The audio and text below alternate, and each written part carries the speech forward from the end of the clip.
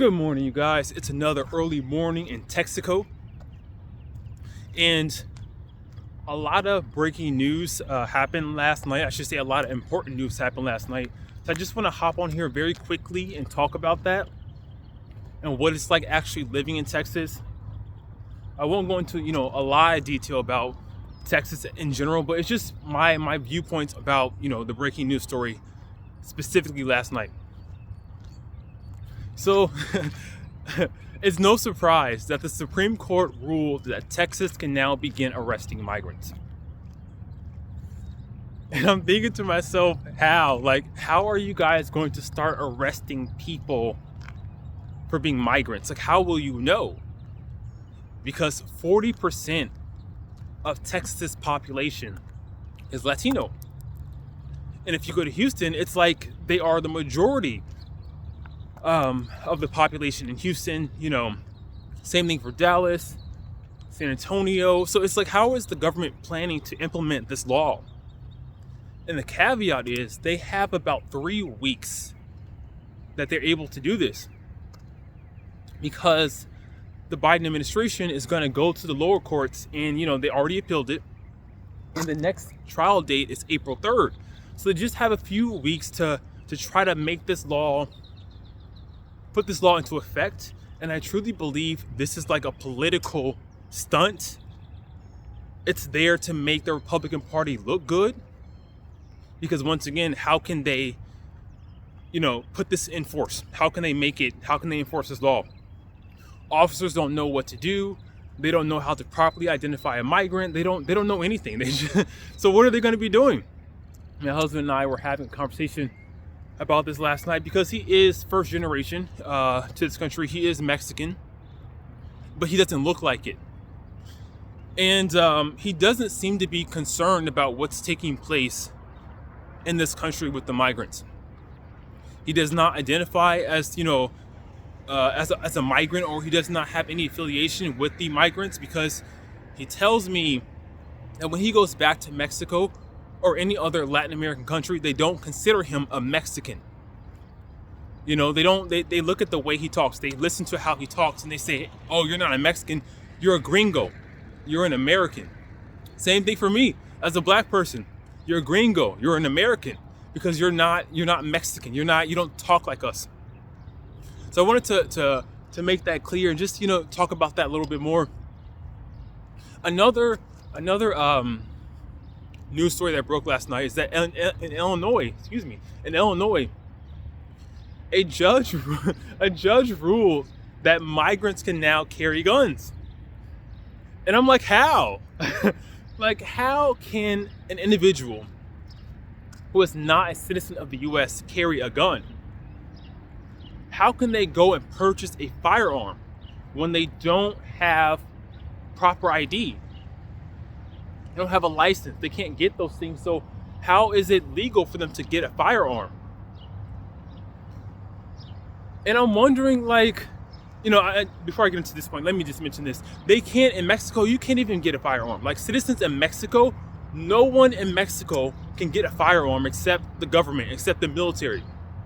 Cartels are getting them, but the average citizen does not have a firearm. Now, citizens smuggle them into Mexico. You can go to people's houses. They have them locked away safely, but it's not the law of the land.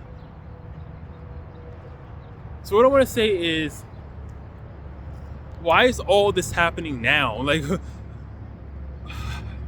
I don't get it. Like, 30,000 migrants a month now. Migrants can get guns now.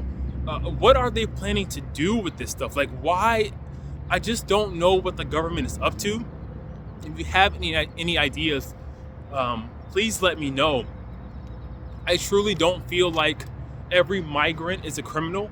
Every migrant is here to do wrong. I truly feel like most people just want a better life. They're just here to work a little bit, send some money back home, potentially go back home if they can. Some people just want to stay here, have better living conditions. But what I really want from these migrants as a foundational Black American is that they get to learn the history of this country. They get to, take on our values. They're supposed to try to learn the language and not just try to build this into a little Mexico. Because the government, I feel like, will allow them to do it. But once again, if you go to their country, they're not having that. You're not going to go to these Latin American countries and make it a little America. You can try, but the cartels are going to take note of that, and they're going to be there like, hey, I see you building this retirement community. Where's my cut? Police are going to be harassing you.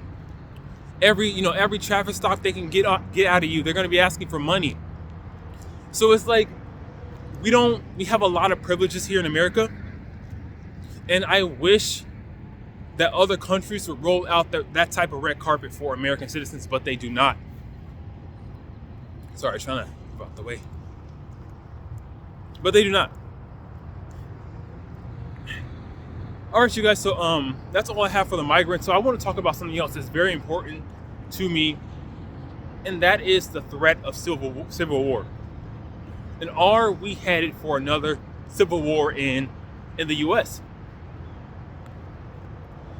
I bring this up because I do have some white friends here, and I keep hearing the same thing from white content creators on YouTube and white people I know in my life, my personal life.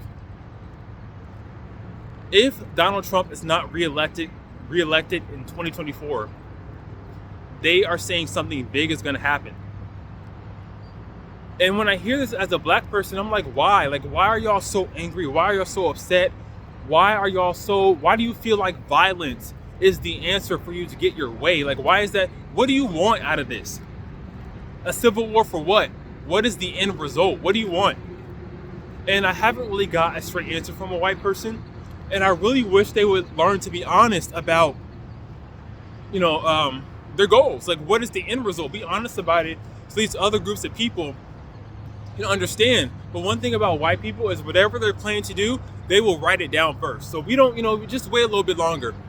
And if they are planning some type of civil war, they're going to write it down somewhere and we'll know about it.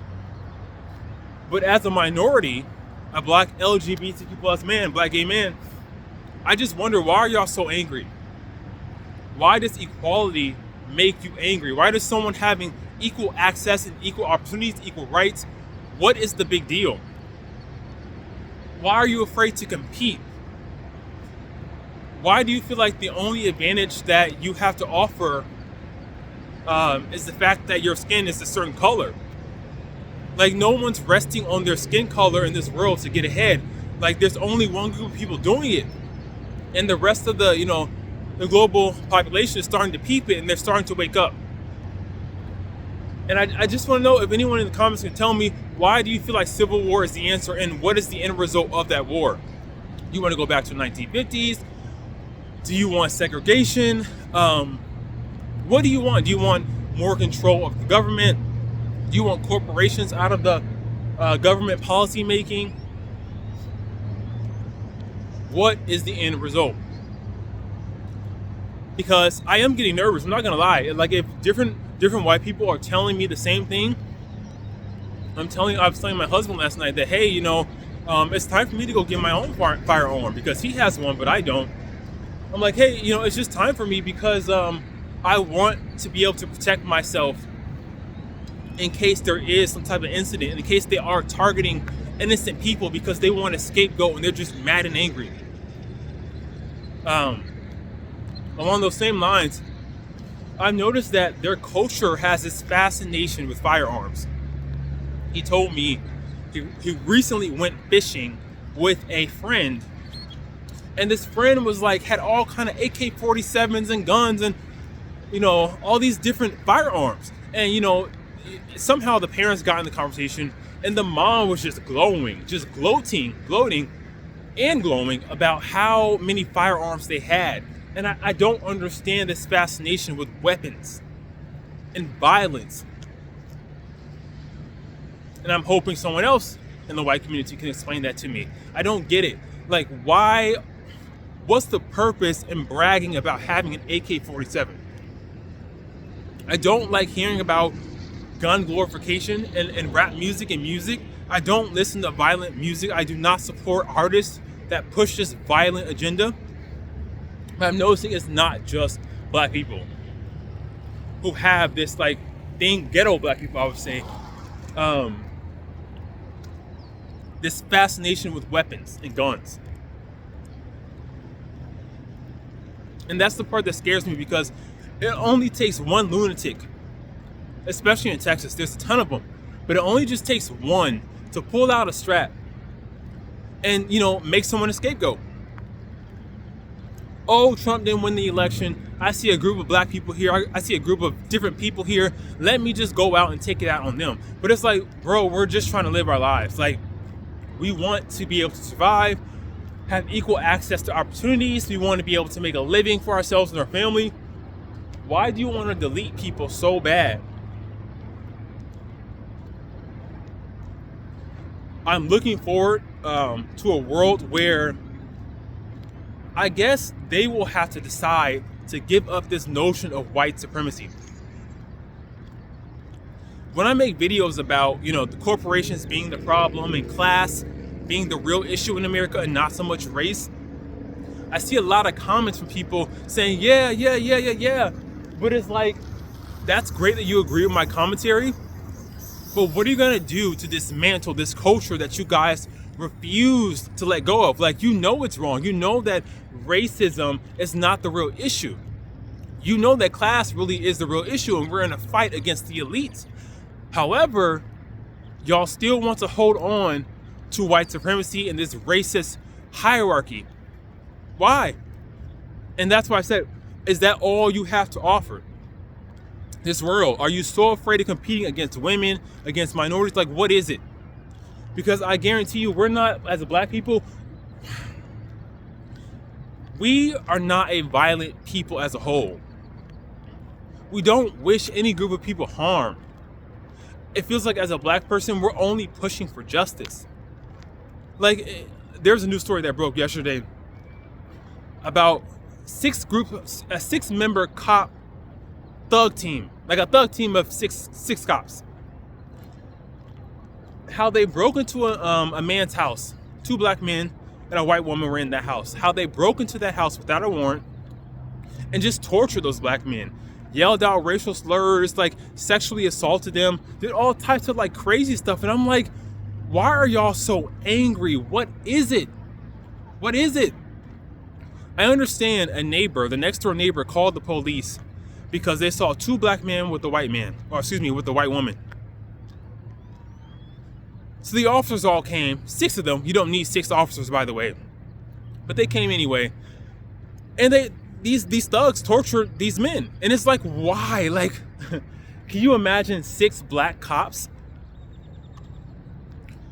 torturing 2 white men for being with a black woman? Like, we as black people, we don't care like that. We are very peaceful. We are very forgiving.